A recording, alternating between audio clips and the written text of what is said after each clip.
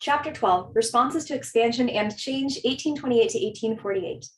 Individual Choices, Elizabeth Cady Stanton. Elizabeth Cady Stanton was, from her earliest childhood, a person of privilege. Born into a prominent New York family, she had an extended kin group of distinguished relatives and enjoyed great personal freedom. Like the male members of her family, she took a full academic course at the local academy that included Latin, Greek, mathematics, religion, science, French, and writing. She also read the law and debated with the clerks in her father's practice. She clearly was an unusually accomplished young woman by the time she graduated at the age of 16. It was then, however, that she realized that her freedoms were not as extensive as she thought. Like her older brother and many of her classmates, she aspired to attend Union College but was refused admission because she was female. Undeterred, she chose to continue her education by attending Emma Willard's Troy Female Seminary, one of America's pioneering women's educational institutions. In 1840, she married journalist Henry Brewster Stanton and embarked on a honeymoon trip to London. Two things happened on that trip that forever altered Elizabeth's life. First, while she was there, London was the site of the first World Anti-Slavery Convention, which her activist husband attended, but from which she was barred on account of her gender. That, however, led to the second significant event. Ushered into a curtained-off area reserved for women, she met Lucretia Mott, who had also been refused entry. Shortly thereafter, America's most prominent abolitionist, William Lloyd Garrison, you'll definitely have to know him for APUSH, arrived at the convention and, upon learning that the women had been segregated from the proceedings, he joined Stanton and Mott in the women's area. The three of them became lifetime friends. After returning from London, Henry Stanton began to study law, joining the Massachusetts Bar in 1843, and in 1847 the couple moved to Seneca Falls, New York. There, cut off from the cosmopolitan social world of Boston, Elizabeth, who already had 3 sons, became a homemaker. She later wrote, "The general discontent I felt with women's portion as wife, housekeeper, physician, and spiritual guide, the chaotic conditions into which everything fell without her constant supervision, and the wearied, anxious look of the majority of women impressed me with a strong feeling that some active measures should be taken to remedy the wrongs of society in general, and of women in particular." Calling upon her friends, Mott and Garrison, and the extended circle of reformers who surrounded them, Stanton resolved to hold a women's rights convention in Seneca Falls. In 1848, over 300 people converged there on July 19th and 20th to discuss conditions for women in the United States. When it was all over, Stanton presented a declaration of sentiments, see the individual voices feature at the end of this chapter, laying out all the disabilities that society imposed on women and calling for immediate redress. All of the proposals she made were approved by the convention, though it was to be more than 70 years before one of the key provisions became reality, women's right to vote. Elizabeth Cady Stanton reflected many of the forces that were shaping America in the years before mid-century. These were years of both growing anxiety and growing hopefulness. Anxiety was rising over the industrialization and urbanization that was sweeping across the American North and over the expansion of cotton capitalism in the American South. Cady Stanton shared with born-again Christians, transcendentalists, socialists, and other communitarians a belief in human perfectibility that drove them all in a frenzy of work and experimentation. In northern cities, on southern plantations, and at Western revival meetings, members of all social classes were crafting cultural expressions designed to give meaning to their lives and lend shape to a society that seemed to be losing all direction. At the same time, ambitious politicians were recreating the art of politics in line with new economic and cultural imperatives. A new, modern, and much more complicated America clearly was in the making. And looming over all of it was the promise and the challenge of the American West. For many, the West offered a destination for those who sought wealth or free expression. For others, the region provided an arena in which to contest economic and political issues facing the nation at large. Most agreed that the nation's destiny lay in the largely unexplored region, but exactly how this destiny was to unfold remained murky and divided loyalties at every level of society. Reactions to changing conditions. Considering the 2 questions, how did developments in American arts and letters reflect the spirit of change during the Jacksonian era? And to what extent did international forces influence American cultural expressions? As industrialization and urbanization mushroomed in the Northeast, cotton cultivation and its peculiar cultural and labor systems expanded across the South, and hundreds of communities grew up in the West. At the same time, however, increasing economic interdependence between regions and revolutionary transportation and communication systems, part of the market revolution there, pulled the geographically expansive nation closer together. These opposing forces helped define not only the social and political tendencies throughout the country, but also the trends that would shape a distinctive American culture.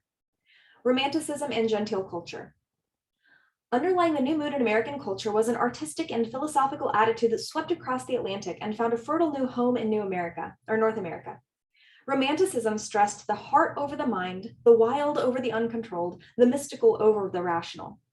The United States, with its millions of acres of wilderness, was the perfect setting for Romanticism to flower. This new influence had its earliest impact in the religious realm. Reeling under the shock of social change that was affecting every aspect of life, many young people sought a religious anchor to institute some stability. Many, especially in the rising cities in the Northeast, found a voice in New Englander Ralph Waldo Emerson. Pastor of the prestigious Second Unitarian Church in Boston, Emerson experienced a religious crisis in 1831 when his young wife, Ellen Louisa, died. Looking for new inspiration, he traveled to Europe, where he met the famous Romantic writers William Wordsworth and Thomas Carlyle, who influenced him to seek truth in nature and spirit rather than in rationality and order. Emerson combined this Romantic influence with his already strong Unitarian leaning to create a new philosophical creed called transcendentalism. Transcendentalism, by the way, is defined as a philosophical and literary movement asserting that God exists within human beings and in nature, and that intuition is the highest source of knowledge, opening the way to the transcendent, that which lies beyond the range of normal experience. He returned to the US to begin a career as an essayist and lecturer, spreading the transcendentalist message. Historical Christianity has fallen into the error that corrupts all attempts to communicate religion, Emerson told the students at the Harvard Divinity School in 1838. Men have come to speak of revelation as somewhat long ago given and done, as if God were dead.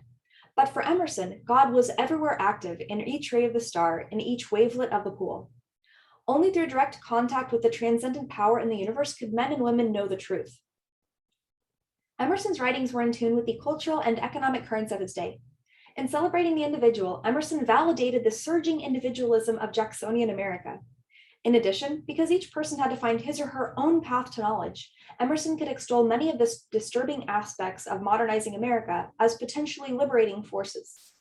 Rather than condemning the money grubbing that many said characterized Jacksonian America, Emerson stated that money represented the prose of life and was, in its effects and laws, as beautiful as roses. Emerson not only set the tone for American philosophical inquiry, but also suggested a bold new direction for American literature. His 1837 address at Harvard University, entitled The American Scholar, was a declaration of literary independence from European models. Young American writers responded enthusiastically. During the 20 years following the speech, Henry David Thoreau, Walt Whitman, Henry Wadsworth Longfellow, and other writers and poets elaborated the nationalistic and transcendentalist gospels, emphasizing the uniqueness of the individual and the role of literature as a vehicle for self-discovery. I celebrate myself and sing myself, Whitman wrote. They also carried the Romantic message, celebrating the primitive and the common. Longfellow sang the praise of the village blacksmith, and in I Hear America Singing, Whitman conveyed the poetry present in the everyday speech of America's common folk. Perhaps the most radical of the transcendentalists was Emerson's good friend and frequent house guest, Henry David Thoreau. Emerson and his other followers made the case for self-reliance, but Thoreau embodied it, camping on the shore of Walden Pond near Concord, Massachusetts, where he did his best to live independent of the rapidly modernizing market economy. I went to the woods because I wished to live deliberately, Thoreau wrote, and not, when I came to die, discover that I had not lived. Among women who were seeking meaning through their writing, Margaret Fuller was the leading transcendentalist. After demonstrating her own equality by editing the transcendentalist magazine The Dial, as well as serving as chief literary critic for the New York Tribune, Fuller advocated for women's rights in her Woman in the 19th Century, published in 1845. But the most popular women writers of the day were those who were most successful at communicating the sentimentalized role for the new genteel woman. Lydia Sigourney was one of the first American women to carve out an independent living as a writer. Catherine Beecher was another writer who enjoyed enormous success for her practical advice guides aimed at making women more effective homemakers. And that last name, by the way, Beecher, should be familiar to you. Lyman Beecher is going to be a really famous relative of hers, and we're also going to hear about somebody in the 1850s, Harriet Beecher Stowe, who's going to be another really important person in APUSH. The novels of female writers such as Susan Warner were among the most popular books published in the first half of the 19th century. Other authors joined Sigourney and Warner in pushing American literature in romantic directions. James Fenimore Cooper helped to popularize American themes and scenes. Even before Emerson's American Scholar, Cooper had launched a new sort of American novel and hero. Cooper's The Pioneers, 1823, was the first of 5 novels featuring Natty Bumppo, a frontiersman whose rough-hewn virtues were beloved by romantics and popularly associated with the American frontier. George Bancroft did for American history what novelists like Cooper did for American literature.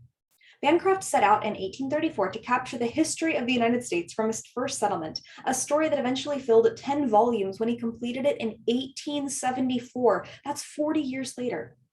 Focusing on strong leaders who carried out God's design by bringing liberty into the world, Bancroft made clear that the Jacksonian qualities of individualism, self-sufficiency, and a passionate love of liberty were the essence of the American character.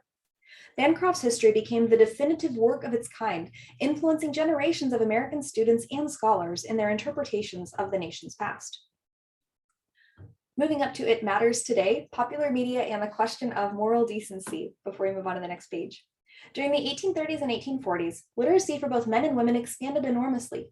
At the time the Constitution was ratified, only about 60% of white Americans could read, but by 1850 that number was closer to 80% and rising rapidly. Entrepreneurial publishers rushed to capitalize on this growing potential market, and a flood of new books, magazines, newspapers, and publications of all kinds entered the marketplace. As exciting as this may have seemed, many greeted this change with dread. The American Tract Society, one of the foremost Christian publishers of the era, warned that this misnamed literature had demoralized thousands of the unsuspecting, and is known to have been the occasion of ruin to many of both sexes by its polluting pages. Interestingly, however, the Society did not call for government or other legal censorship of this licentious material. Instead, it proposed to flood the marketplace with uplifting literature at either an extremely inexpensive cost or often at no cost at all, and let market forces do their work. Consequentially, at a time when advocates for public decency were on the rise and highly influential, Americans avoided the temptation of resorting to any sort of official censorship where popular literature was concerned, a situation that has continued more or less consistently ever since. If you'd like, you can consider the questions: why might groups like the American Tract Society have been suspicious of mass literacy and the flood of popular literature into the American market? And how do modern critics of such popular media as the internet propose to deal with perceived debasing material? How effective do you think the American Tract Society's strategy might be today? The drive to celebrate American scenes and the young nation's uniqueness also influenced the visual arts during this period. Neoclassicism, which emphasized the simple, logical lines found in Greek and Roman art, dominated the art scene at first. After 1825, however, classical scenes were gradually being replaced by American ones. Englishman Thomas Cole came to the US in 1818, hoping to find a romantic paradise. Cole was disappointed by the neoclassical art scene in Philadelphia, but eventually found the paradise he was seeking in the Hudson River Valley. There, he began painting romantically exaggerated renderings of the landscape. The refreshing naturalness and Americanness of Cole's paintings attracted a large following, and other artists took up the style. This group of landscapists is known as the Hudson River School, after the area where most of them painted. The paintings of George Caleb Bingham exemplify another movement in American art that reflected the temper of the time. Bingham was born in Virginia and educated for a time in Pennsylvania before he went west to Missouri. There he painted realistic pictures of common people engaged in everyday activities.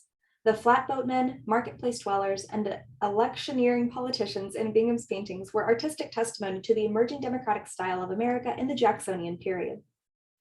Culture and resistance among workers. Most genteel people in the antebellum era would have denied that working people had a culture, but the increasing number of urban workers crafted a viable culture that suited their living and working conditions and was distinct from the genteel or upper class culture of their supervisors.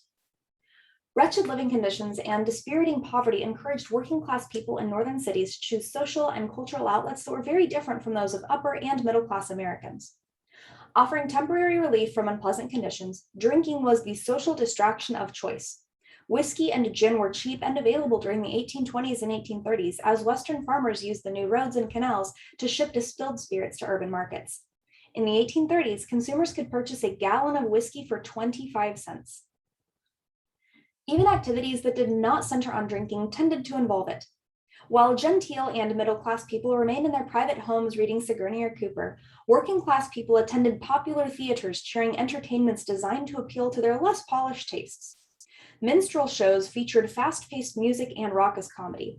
To put the audience in the proper mood, theater owners sold cheap drinks in their lobby or in basement pubs. Alcohol was also sold at sporting events that drew large working-class audiences. Bare-knuckle boxing contests, for instance, where the fighting was seldom confined to the boxing ring. Minstrel shows, by the way, are defined as a variety show in which white actors made up as blacks presented jokes, songs, dances, and comic skits.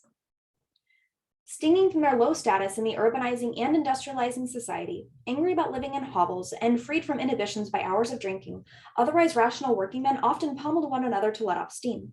And in working class neighborhoods where police forces were small, fistfights often turned into brawls and then into riots, pitting Protestants against Catholics, immigrants against the native born, and whites against blacks.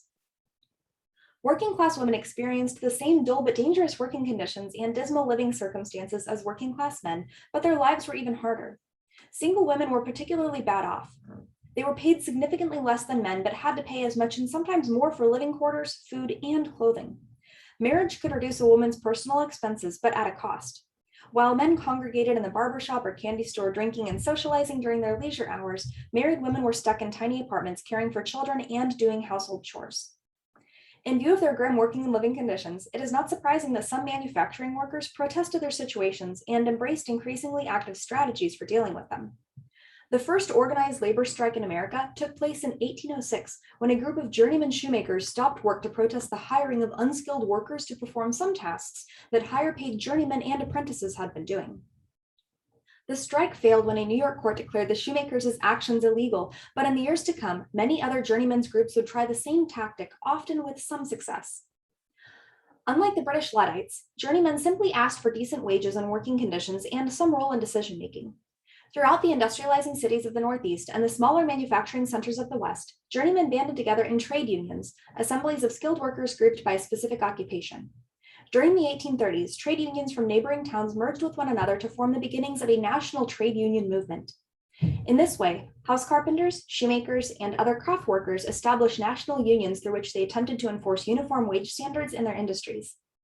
In 1834, journeymen's organizations from a number of industries joined to form the National Trades Union, the first labor organization in the nation's history to represent many different crafts.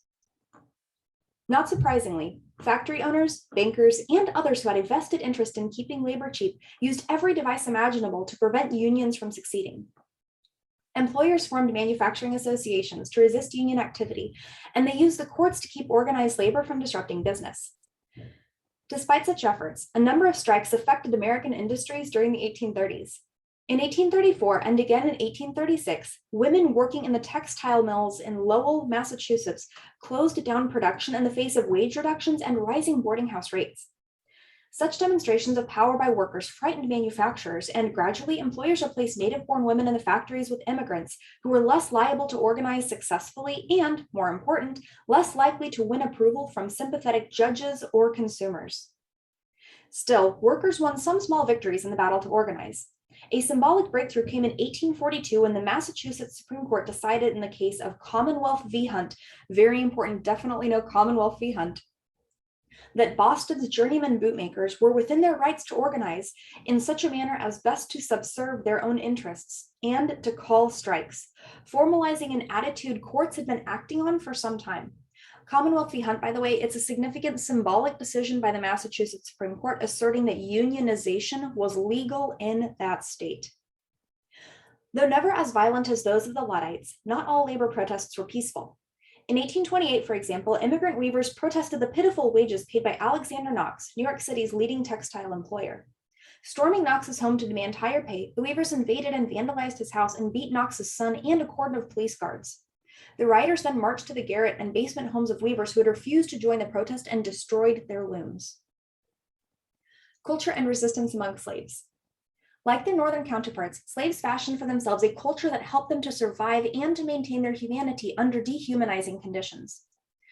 Traces of an enduring African heritage were visible in slaves' clothing, entertainment, and folkways. Often the plain garments that masters provided were upgraded with colorful headscarves and other decorations similar to ornaments worn in Africa. Hairstyles often resembled those characteristic of African tribes. Music, dancing, and other forms of public entertainment and celebration also showed strong African roots.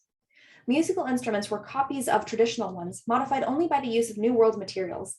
And stories that were told around the stoves at night were a New World adaptation of African trickster tales. Trickster tales, by the way, are defined as stories that feature as a central character a clever figure who uses his wits and instincts to adapt to changing times. A survivor, the trickster is used by traditional societies, including African cultures, to teach important cultural lessons. Other links to Africa abounded. Healers among the slaves used African ceremonies, Christian rituals, and both imported and native herbs to effect cures. Taken together, these survivals and adaptations of African traditions provided a strong base underlying a solid African American culture.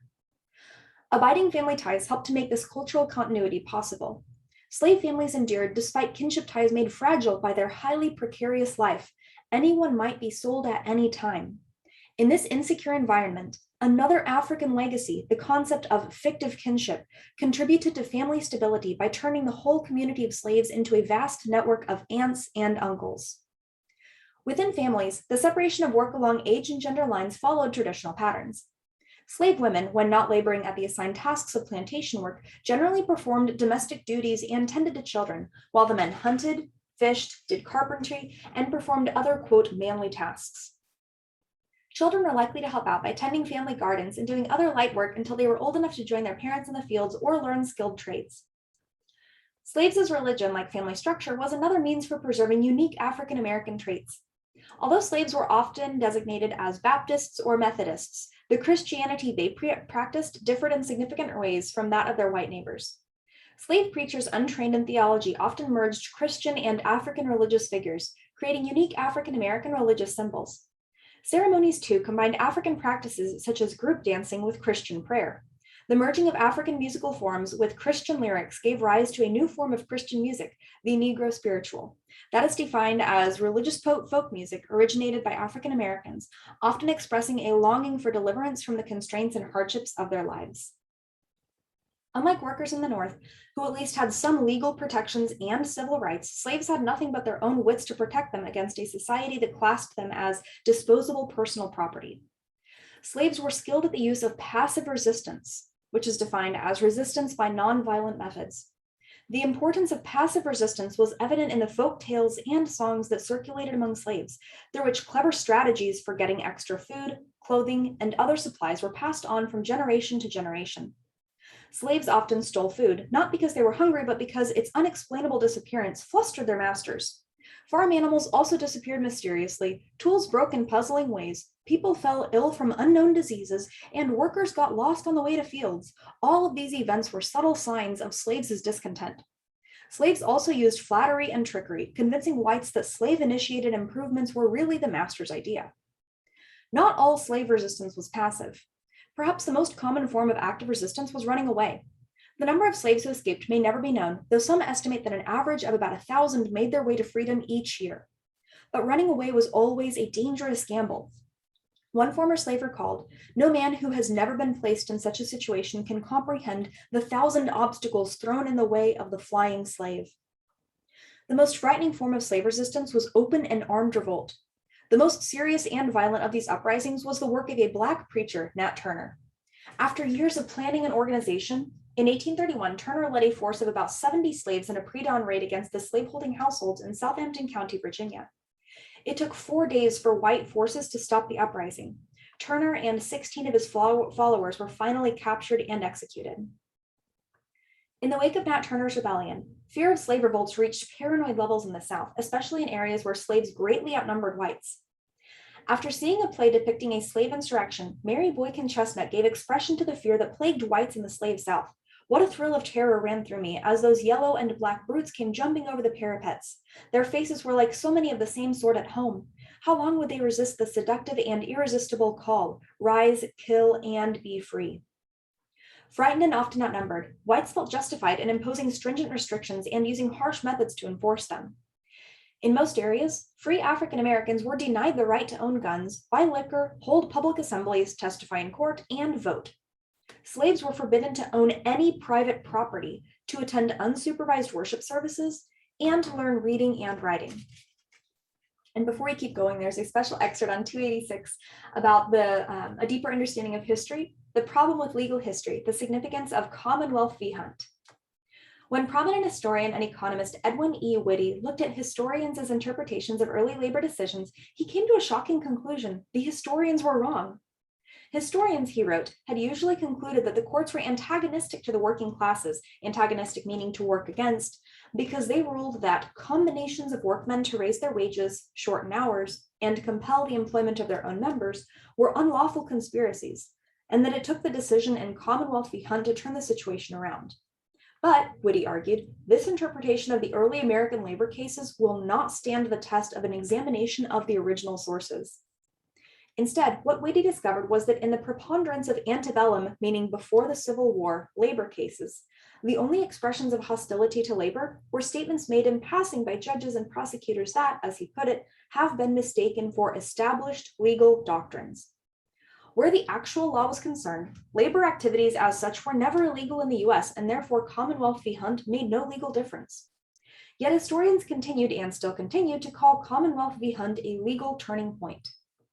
How could such a profound misunderstanding have happened? Are there processes in which legal proceedings that historians might not be aware of? Are there some sources historians might not know about? That seems to be the case here. Historians did not realize that everything said in a courtroom is not a legal opinion. Expressions of purely personal opinion are not legally binding. In addition, the cases that Whitty researched were what are called unpublished decisions or unreported opinions, which were not published in any official case reporter. This failure to report some cases was common during the early 19th century when court reporting was still a very primitive art. Nevertheless, the decisions and reasoning in these cases were every bit as binding as any other case. Historians simply did not know where to look, and as noted, even when they found obscure cases, they read them wrong. One other question about sources also arises. Do historians and lawyers consult the same authorities when interpreting the significance of legal cases? Clearly, they do not. Whitty's groundbreaking article was published in 1926 in the Yale Law Journal, a legal review with an intended audience of lawyers and law students, rather than in a publication like the Journal of American History, which is aimed at historians and history students. So historians did not know about Whitty's piece. Again, they simply did not know where to look. Historians are usually experts, but not necessarily in everything and rarely in such a specialized field as law or medicine. This means it is always wise for historians to acknowledge their lack of expertise and to consult people in those fields before coming to conclusions. It is also why readers should look closely at the sources a historian has used in assessing legal and other technically specialized records. Experimental efforts to regain community. To many of all classes, society seemed to be spinning out of control as modernization rearranged basic lifestyles. Some religious groups and social thinkers tried to ward off the excesses of Jacksonian individualism by forming utopian communities that experimented with various living arrangements and ideological commitments. Others sought to reinvigorate more traditional forms of religious life. Utopian, by the way, is defined as the ideal. It refers to the reformist belief that a perfect society can be created on Earth and that a particular group or leader has the knowledge to actually create such a perfect society. A wealthy Welsh industrialist named Robert Owen began one of the earliest experiments along these utopian lines. In 1825, he purchased a tract of land in Indiana called New Harmony. Believing that the solution to poverty in modern society was to collect the unemployed into self-contained and self-supporting villages, Owen opened a textile factory in which ownership was held communally by the workers and decisions were made by group consensus. Even though the community instituted innovations like an 8-hour workday, cultural activities for workers, and the nation's first school offering equal education to boys and girls, New Harmony did not succeed. Owen and his son, Robert Dale Owen, were outspoken critics of organized religion and joined their close associate, Francis Wright, in advocating radical causes. These leanings made the Owenites unpopular with more traditional Americans, and when their mill experienced an economic hardship in 1827, New Harmony collapsed. A more famous experiment, Brook Farm, had its origin in the transcendentalist movement. The brainchild of George Ripley, Brook Farm was designed to prepare a society of liberal, intelligent, and cultivated persons whose relations with each other would permit a more wholesome and simple life than can be led amidst the pressure of our competitive institutions. To carry out this enterprise, Ripley set up a joint stock company.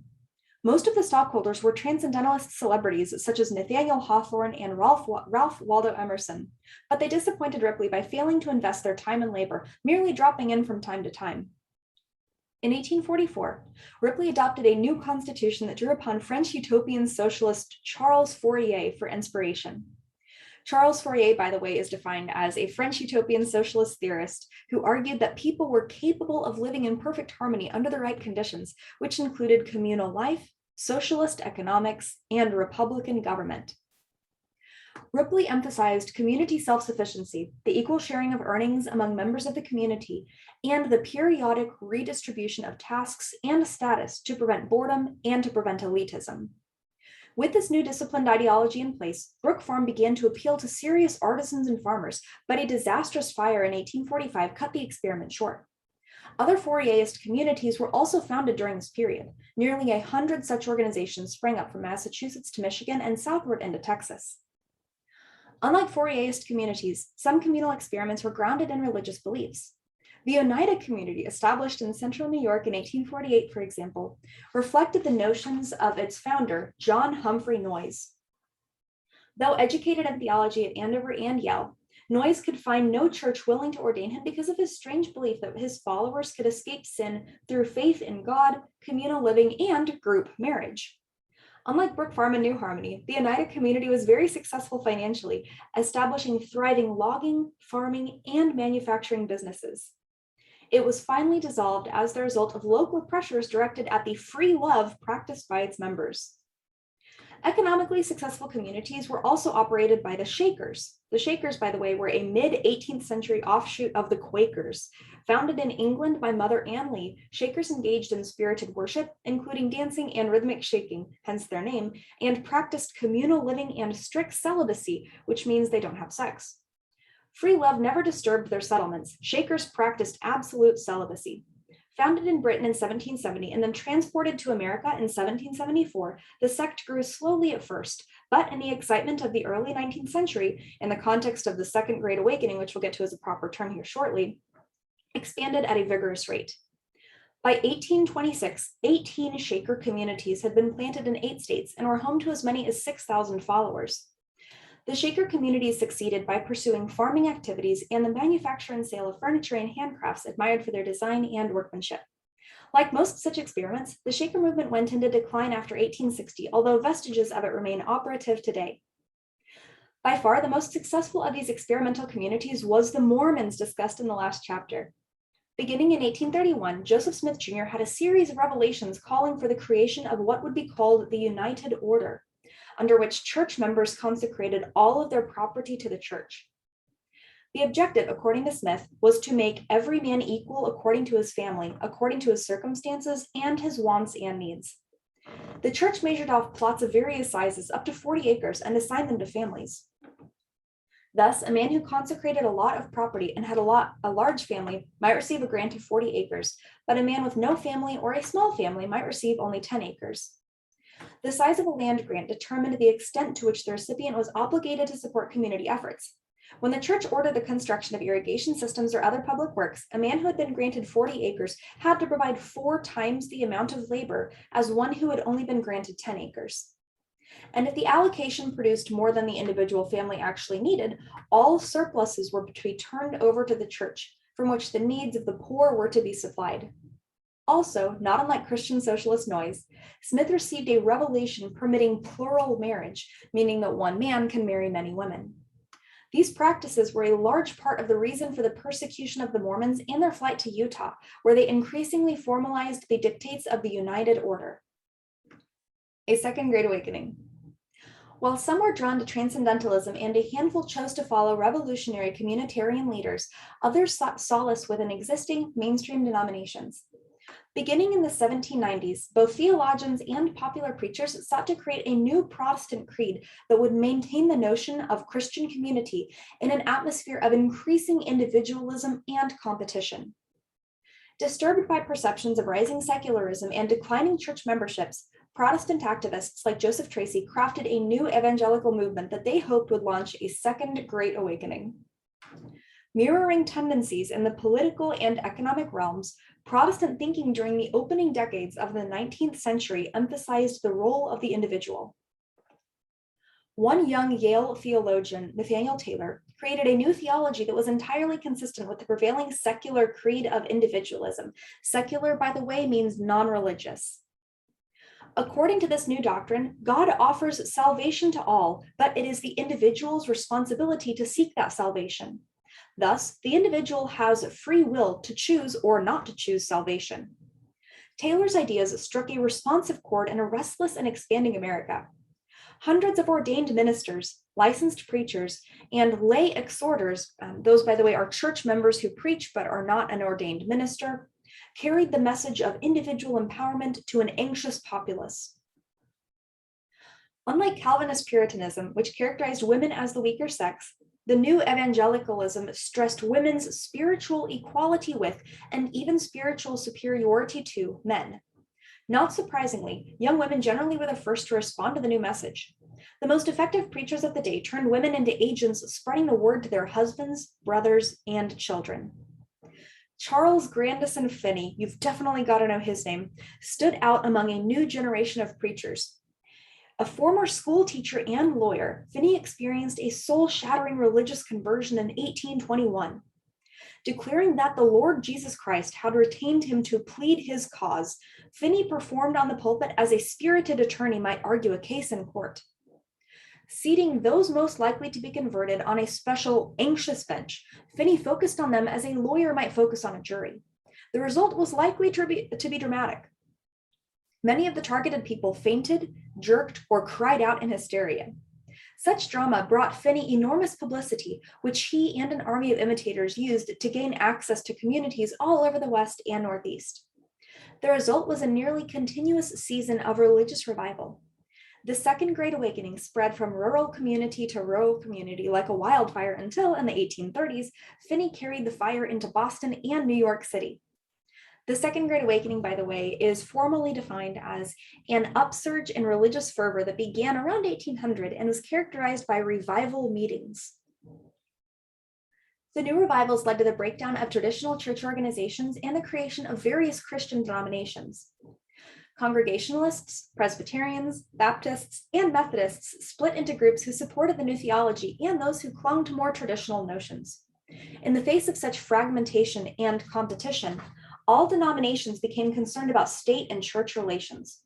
In fact, the most fervent in their Christian beliefs joined deists and other Enlightenment-influenced thinkers in arguing steadfastly for even more stringent or stronger separation of church and state.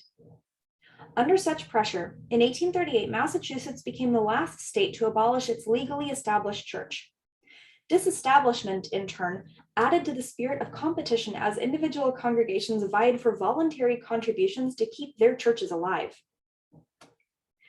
Even though religious conversion had become an individual matter and competition over parishioners a genuine concern, revivalists did not ignore the idea of community.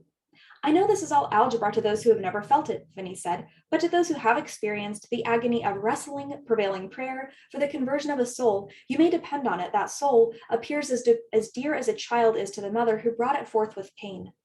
This intimate connection forged bonds of mutual responsibility, giving a generation of isolated individuals a common starting point for joint action. The middle class and moral reform. The missionary activism that accompanied the Second Great Awakening dovetailed with a reforming inclination among genteel and middle-class Americans. Basically, there's a bunch of reformers who are all going to be working together. The Christian benevolence movement gave rise to hundreds of voluntary societies ranging from maternal associations designed to improve child rearing to political lobby groups aimed at outlawing alcohol, Sunday mail delivery, and other perceived evils. The Christian benevolence movement, by the way, is formally defined as early 19th century movement based on a tenet in some Christian theology that the essence of God is self-sacrificing love, and that the ultimate duty for Christians is to perform acts of kindness with no expectation of reward in return. Such activism drew reformers together in common causes and led to deep friendships and a shared sense of commitment, antidotes to the alienation and loneliness common in the competitive world of the early 19th century. The new theology reinforced the reforming impulse by emphasizing that even the most depraved might be saved if proper means were applied. This idea had immediate application in the realm of crime and punishment. Reformers characterized criminals not as evil, but as lost and in need of divine guidance. In Auburn, New York, an experimental prison attempted to put inmates on the path to renewal by combining hard work, discipline, and solitude. Mental illness underwent a similar change in definition. Rather than viewing the mentally ill as possessed agents of evil, reformers now spoke of them as lost souls in need of help. Dorothea Dix, another name who you've absolutely got to know for APUSH, Dorothea Dix, a young, compassionate, reform-minded teacher, advocated publicly funded asylums for the insane, as it was termed at the time. We don't use that word anymore. For the balance of the century, Dix toured the country pleading the cause of the mentally ill, and she succeeded in winning both private and public support for mental health systems. To read what goes along with the photo there, or a picture on page 293. Reporting on conditions for mistreatment of the insane, humanitarian activist Dorothea Dix told the Massachusetts State Legislature in 1843, "I tell what I have seen. Insane persons confined within the Commonwealth in cages, closets, cellars, stalls, pens, chained, naked, beaten with rods, and lashed into obedience." This illustration from a contemporary French publication gives some sense of what Dix saw and how the insane were regarded throughout the Western world before reforms began in the mid-19th century. 100 other targets for reform joined prisons and asylums on the agenda of middle-class Christian activists. Embracing the Puritan tradition of strict observance of the Sabbath, or Sunday, newly awakened Christians insisted on stopping mail delivery and demanded that canals be closed on Sundays. Some joined Bible and tract societies that distributed Christian literature. Others founded Sunday schools or operated domestic missions devoted to winning either the irreligious, meaning those who are hostile or indifferent to religion, so winning the irreligious to their side, or the wrongly religious, as Roman Catholics were perceived to be, to the new covenant of the Second Great Awakening. Many white-collar reformers acted in earnest and were genuinely interested in forging new social welfare systems. A number of their programs, however, seemed more like social control because they tried to force people to conform to a middle-class standard of behavior. Immigrants who chose to cling to familiar ways were suspected of disloyalty. This aspect of benevolent reform was particularly prominent in two important movements: public education and the temperance movement.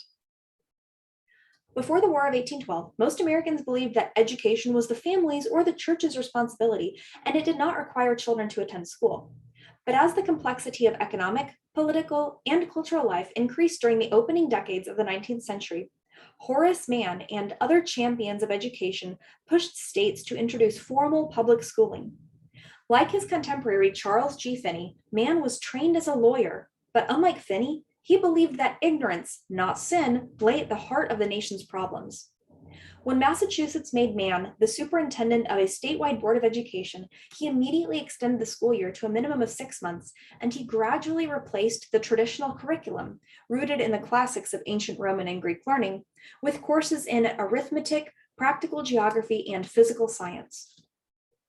But Mann and other reformers were interested in more than knowledge.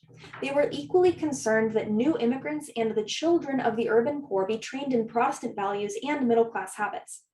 Thus, the books used in public schools emphasized virtues such as promptness, discipline, and obedience to authority. In Philadelphia and other cities where Roman Catholic immigrants concentrated, Catholic parents resisted such cultural pressure on their children. They supported the establishment of parochial schools, a development that aggravated the strain between native-born Protestants and immigrant Catholics. To this day, Catholic schools are still a thing. Parochial schools, by the way, are defined as a school supported by a church parish. In the United States, the term usually refers to a Catholic school. Another source of such tension was a crusade by awakened Protestants against alcohol. Drinking alcohol had always been common in America, but before the early 19th century was not broadly perceived as a social problem. During the 1820s and 1830s, however, two key factors contributed to a new, more ominous perception of drinking alcohol. One was the increasing visibility of drinking and drunkenness as populations became more concentrated in cities. For example, officials bemoaned public drinking in Rochester, New York, a fast-growing Erie Canal port town where anyone with a few cents could get a glass of whiskey at grocery stores, either of two candy stores, barber shops, or even private homes. The second factor was alcohol's economic impact in a new and more complex world of work. Factory owners and managers recognized that workers who drank often and who drank heavily threatened the quantity and quality of production and profits. Owners and supervisors alike thus rallied around the temperance movement. This will become the prohibition movement in time. By promoting temperance or abstaining from alcohol, these reformers believed that they could clean up the worst aspects of city life and turn the raucous lower classes into clean living, self-controlled, and peaceful workers. The institution of slavery also became a hot topic among the nation's reborn Christians. Although some people had always had doubts about the morality of slavery, little organized opposition to it appeared before the American Revolution. By the end of the Revolution, only Georgia and South Carolina continued to allow the importation of slaves, while Massachusetts specifically prohibited slavery altogether, and Pennsylvania had begun to phase it out.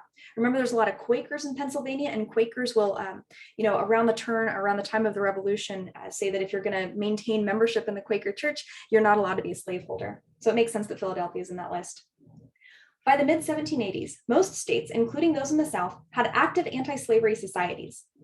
In 1807, when Congress voted to outlaw permanently the importation of slaves in the following year, little was said in defense of slavery as an institution.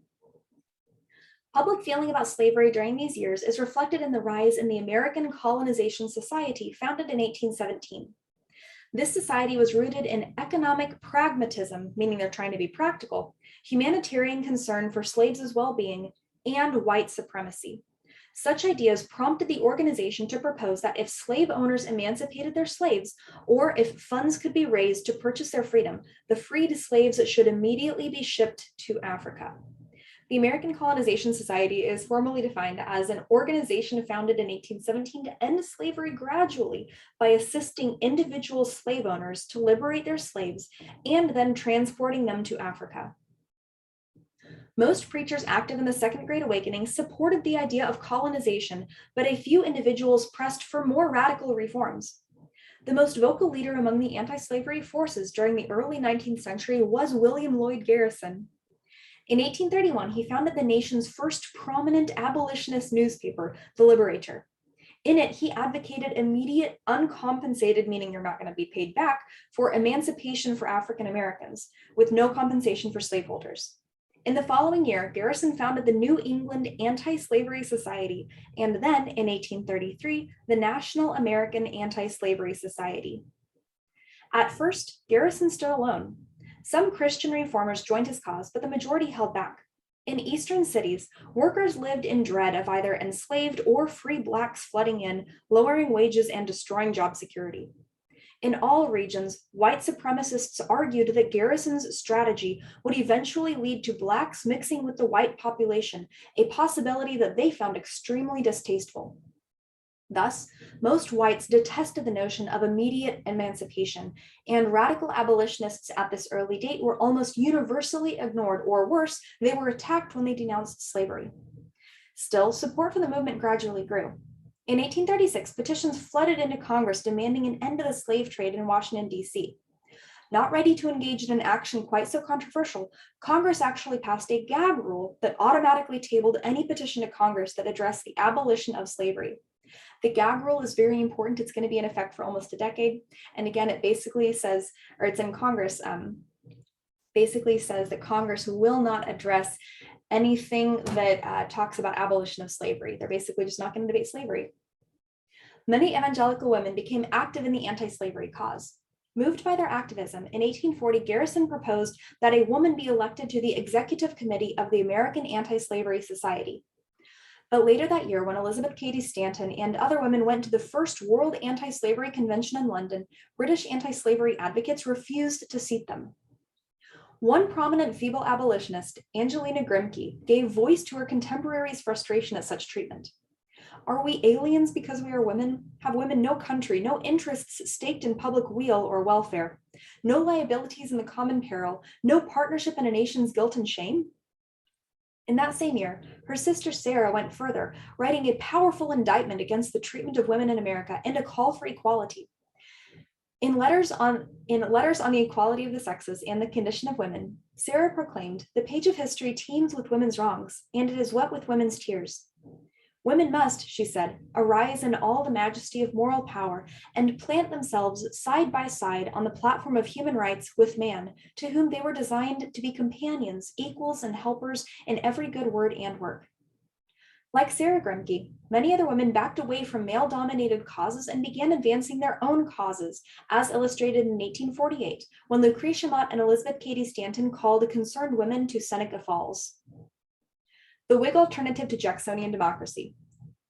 Considering the questions, what did Jackson's opponents hope to accomplish when they built their coalition to oppose the Democrats, and how successful were they?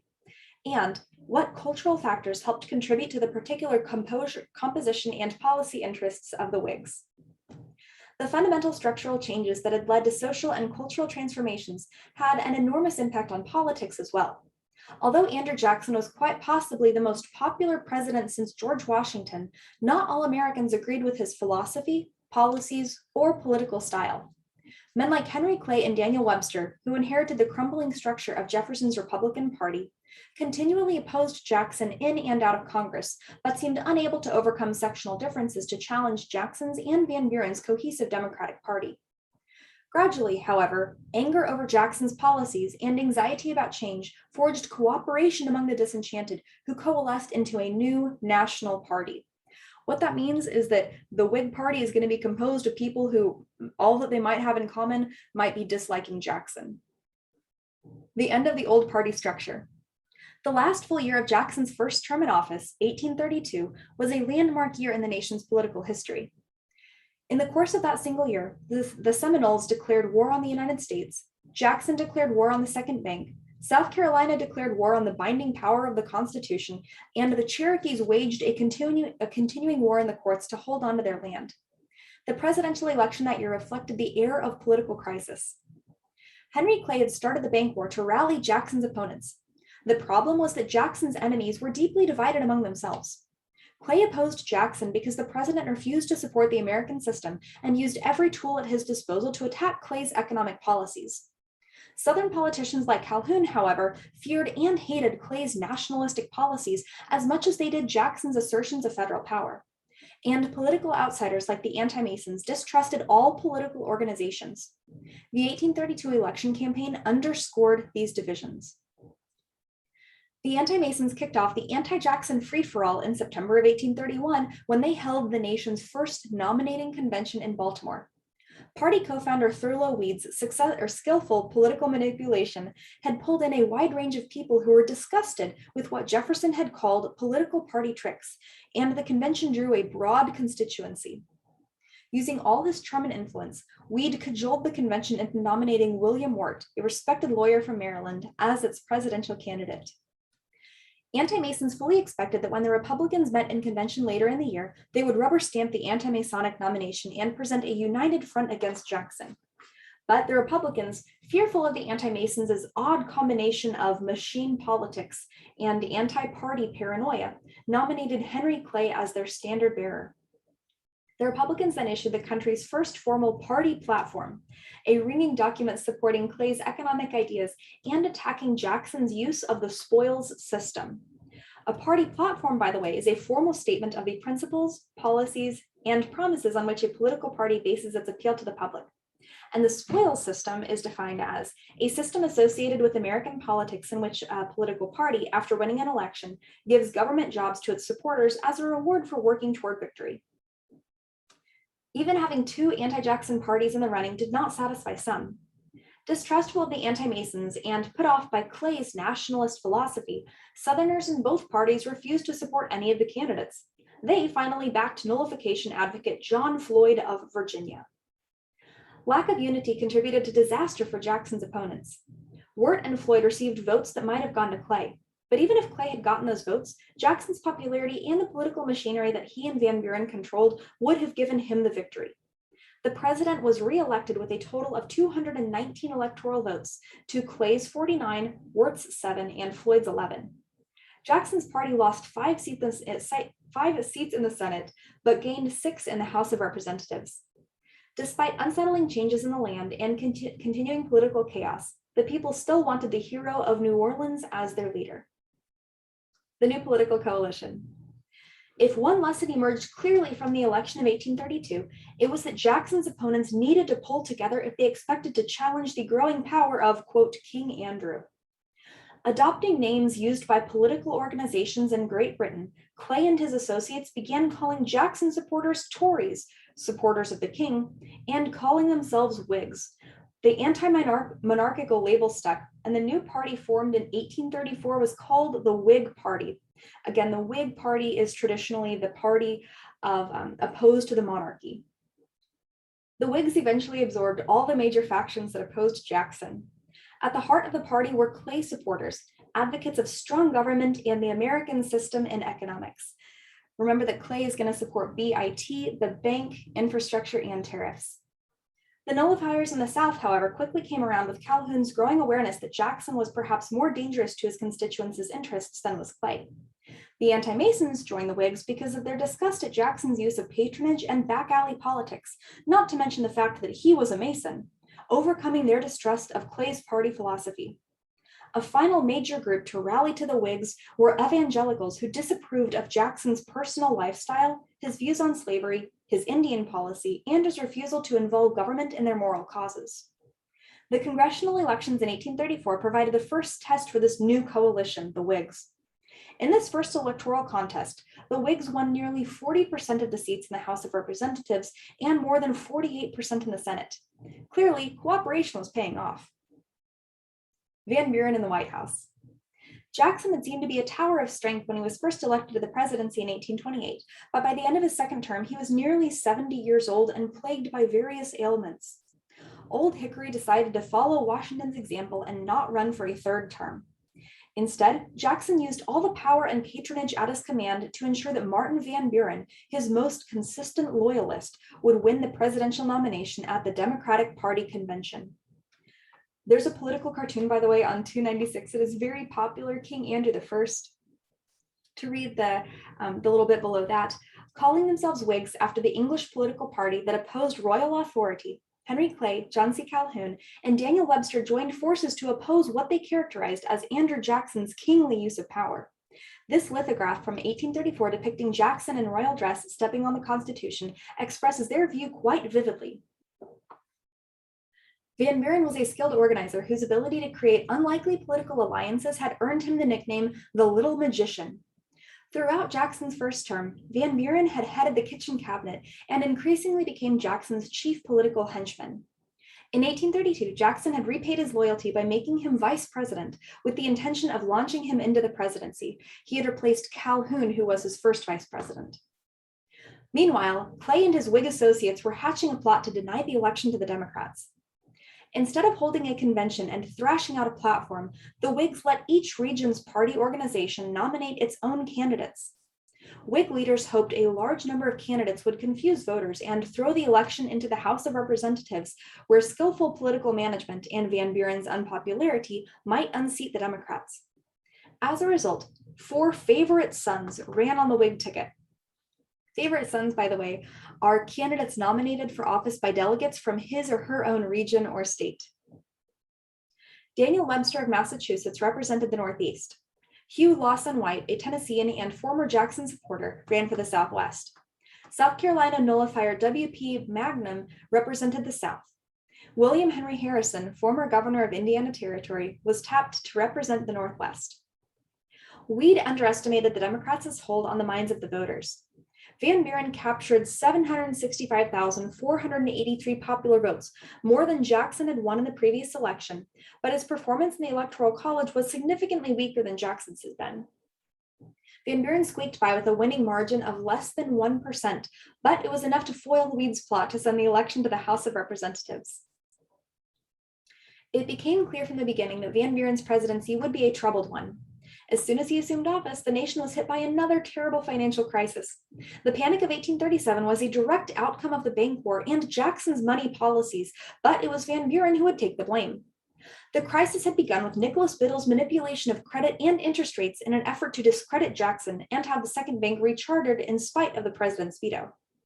Jackson had added to the problem by removing paper money and credit from the economy in an effort to win support from hard money advocates. Arguing that he had wanted to end the monopoly of the public lands in the hands of speculators and capitalists, Jackson had issued the Specie Circular on August 15, 1836. The Specie Circular, by the way, was an order issued by Jackson stating that the federal government would accept only specie, meaning gold or silver, hard metals, as payment for public land, and it's one of the causes of the Panic of 1837. From that day forward, payment for public land had to be made in specie. This austerity policy had the same impact in 1836 as it had in 1819. The national economy collapsed. By May of 1837, New York banks were no longer accepting any paper currency, and soon all banks had adopted the policy of accepting specie only. Unable to pay back or collect loans, buy raw materials, or conduct any other sort of commerce, hundreds of businesses, plantations, farms, factories, canals, and other enterprises spiraled into bankruptcy. More than a third of the population was thrown out of work, and people who were fortunate enough to keep their jobs found their pay reduced by as much as 50%. Fledgling industries and labor organizations were cast into disarray, and the nation sank into both an economic and an emotional depression. As credit continued to collapse through 1838 and 1839, President Van Buren tried to address the problems. First, he extended Jackson's hard money policy, which caused the economy to contract further. Basically, it makes things worse. Next, in an effort to keep the government solvent, Van Buren cut federal spending to the bone, shrinking the money supply even more. Then, to replace the stabilizing influence lost when the second bank was destroyed, he created a national treasury system endowed with many of the powers formerly wielded by the bank. The new regional treasury offices accepted only specie in payment for federal obligations and used that specie to pay federal expenses and debts. As a result, specie was sucked out of local banks and local economies. While fiscally sound by the wisdom of the day, austerity only made matters worse for the average person and drove the last nail into Van Buren's political coffin, meaning this makes him really unpopular. The Log Cabin and Hard Cider Campaign of 1840. The Whigs had learned their lesson in the election of 1836. Only a unified party could possibly destroy the political machine built by Jackson and Van Buren.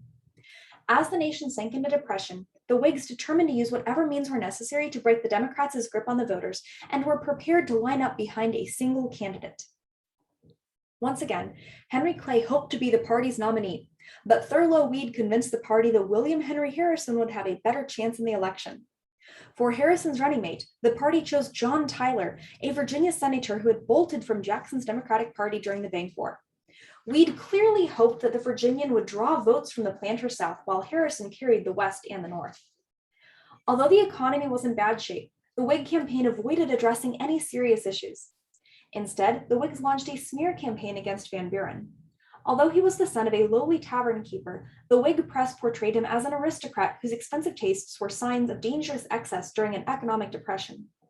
Harrison really was an aristocrat, but the Whigs played on their romantic themes so popular among their genteel and middle-class constituents by characterizing him as a simple frontiersman, a natty bumpo, who had risen to greatness through his own efforts. Basically, they're trying to paint him out to be sort of a lower class, up by his own bootstraps guy when that's really not how he is. Whig claims were so extravagant that the Democratic press soon satirized Harrison in political cartoons showing a rustic hick swilling hard cider. The satire backfired. Whig newspapers and speechmakers seized on the image and sold Harrison, the longtime political insider, as a simple man of the people. Van Buren had little with which to retaliate. Harrison had a distinguished political and military career behind him. You might remember him from the War of 1812. Tyler, too, was well respected, and Van Buren had simply not done a good job of addressing the nation's pressing economic needs. Voters cried out for change, and Van Buren could not offer them one. The combination of political dissatisfaction and campaign hype resulted in the biggest voter turnout to that time in American history. Nearly twice as many voters came to the polls in 1840 as had voted in 1836. And while Harrison won only 53% of the popular vote, Weed's successful political manipulations earned the Whigs nearly 80% of the electoral votes, sweeping the Democrats out of the White House. There is, by the way, a cartoon there on page 298.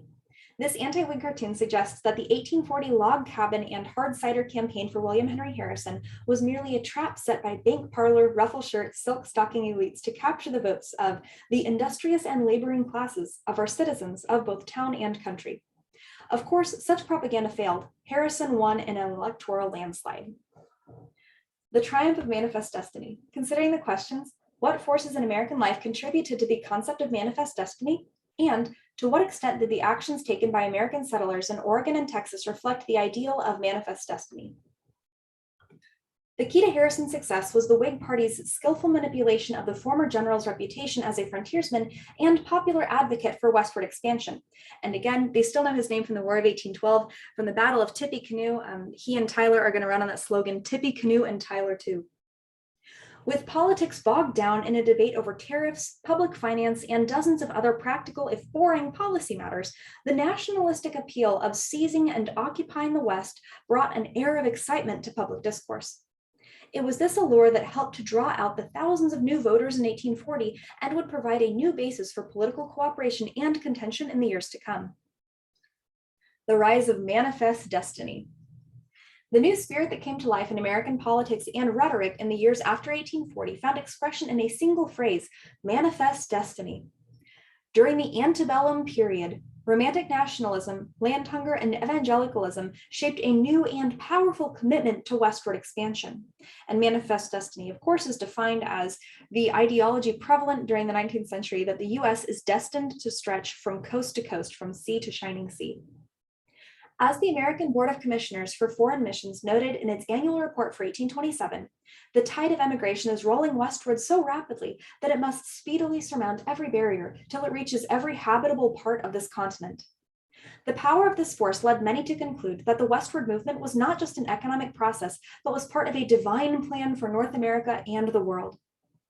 Not surprisingly, the earliest and most aggressive proponents of expansion were Christian missionary organizations, whose many magazines, newsletters, and reports were the first to give it formal voice. Politicians, however, were not far behind.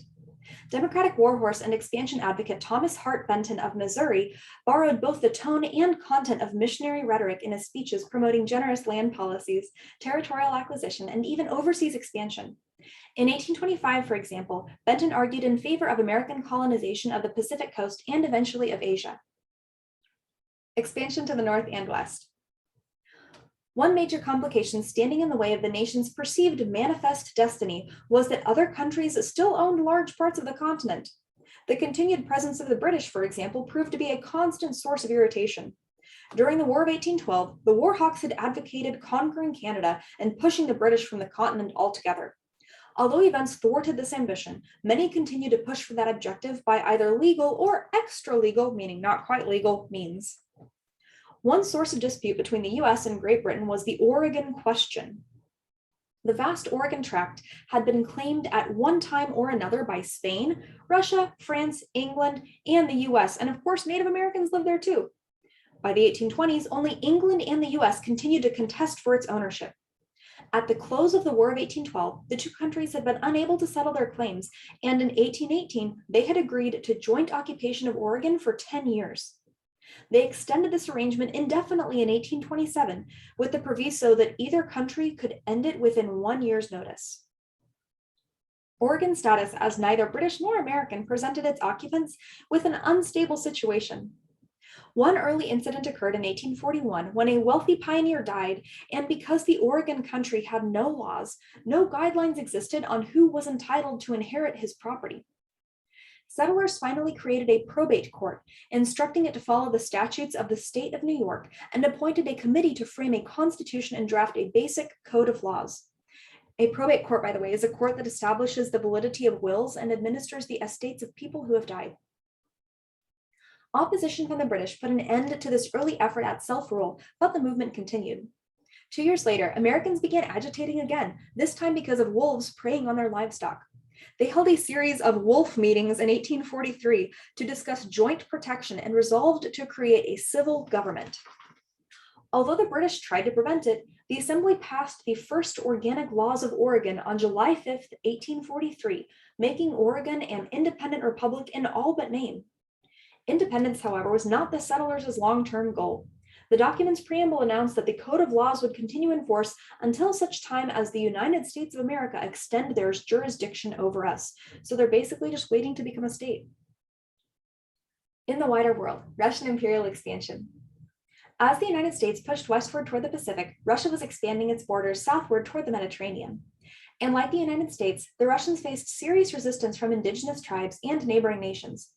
Beginning in the 1820s and lasting for over 30 years, tribal groups in the Caucasus Mountains fought a protracted guerrilla war, killing thousands of Russian soldiers yearly. Despite such drastic losses, vast superiority in numbers and technology finally brought victory to the Russians in the late 1850s, and places like Dagestan, Chechnya, and Ossetia were grafted onto the growing empire.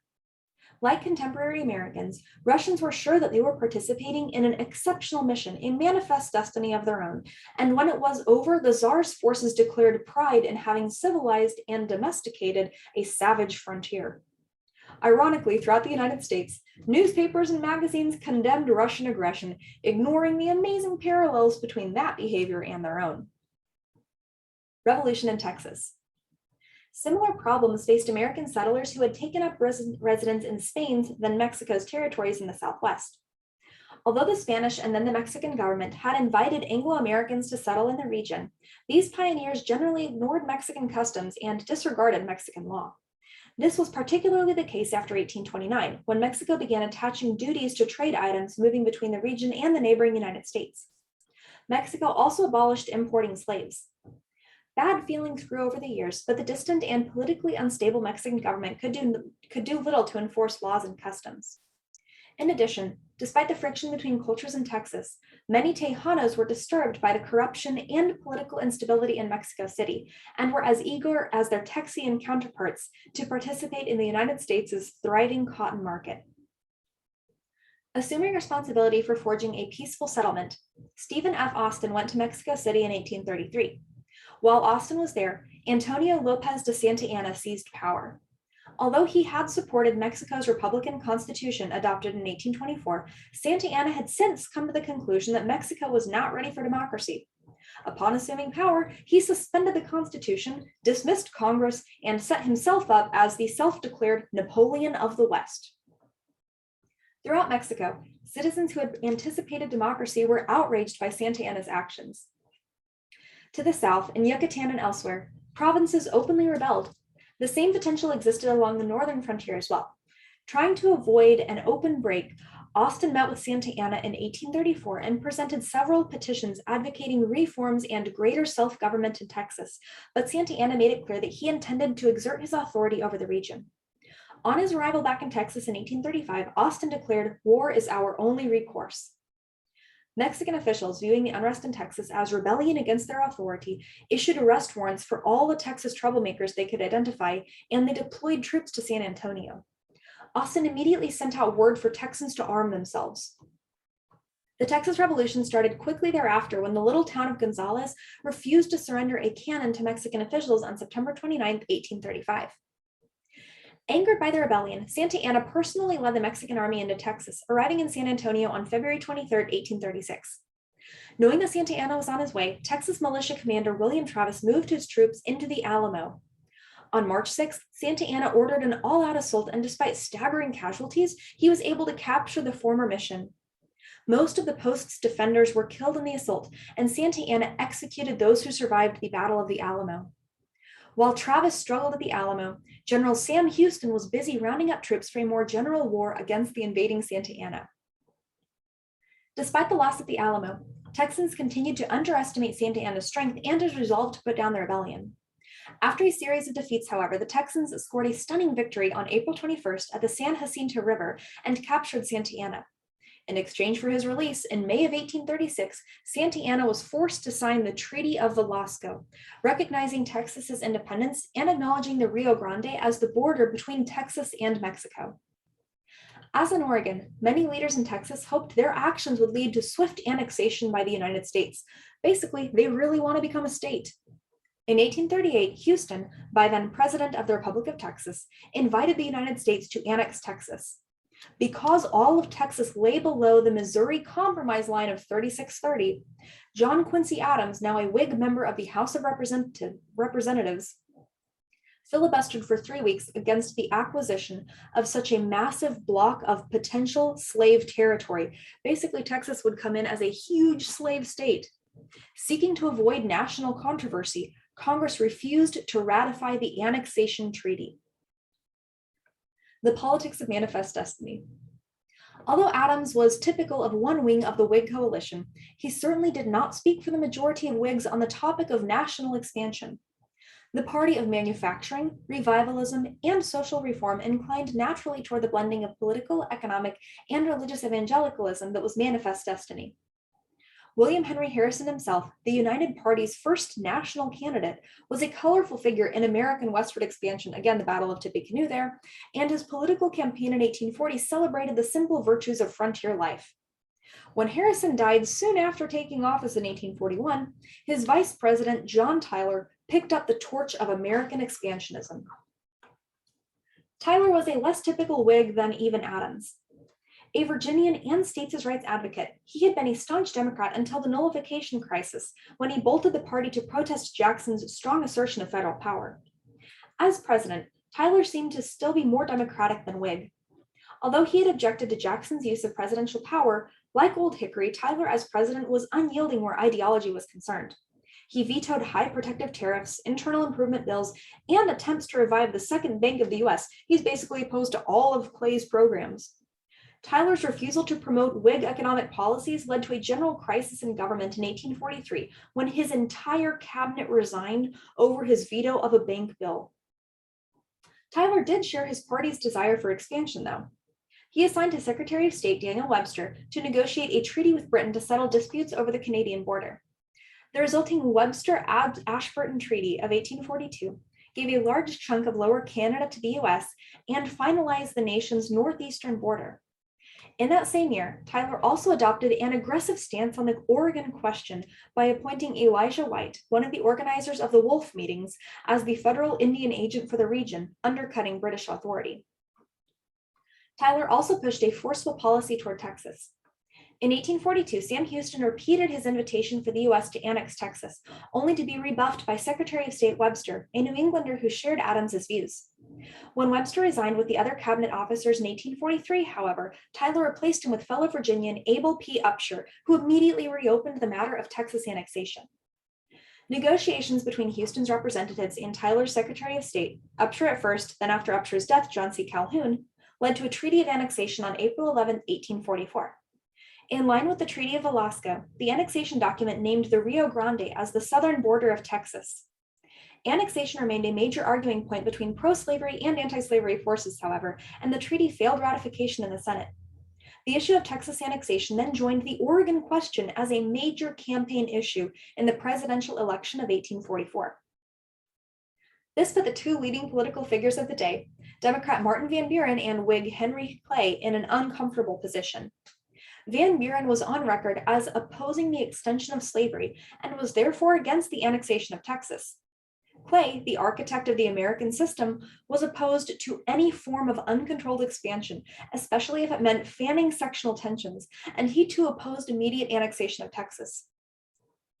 Approaching the election, both issued statements to the effect that they would back annexation only with Mexico's consent. Clay's somewhat ambiguous stance on expansion contrasted sharply with Tyler's efforts to advance the cause of manifest destiny. Basically, Tyler's really in favor of manifest destiny. However, President Tyler's constant refusal to support the larger Whig political agenda led the party to nominate Clay anyway. Van Buren was not so lucky. The strong southern wing of the Democratic Party was so put off by Van Buren's position on slavery that it blocked him, securing the nomination of Tennessee Congressman James K. Polk. The Democrats based their platform on the issues surrounding Oregon and Texas. They implied that the regions rightfully belonged to the U.S., stating that the reoccupation of Oregon and the reannexation of Texas at the earliest practicable period are great American measures. Polk vowed to stand up to the British by claiming the entire Oregon country up to 54 degrees, 40 minutes north latitude, and to defend the territorial claims of Texas. For his part, Clay continued to waffle on expansionism, emphasizing economic policies instead. The election demonstrated the people's commitment to manifest destiny. Clay was a national figure, well-respected and regarded as one of the nation's leading statesmen, whereas Polk was barely known outside Tennessee.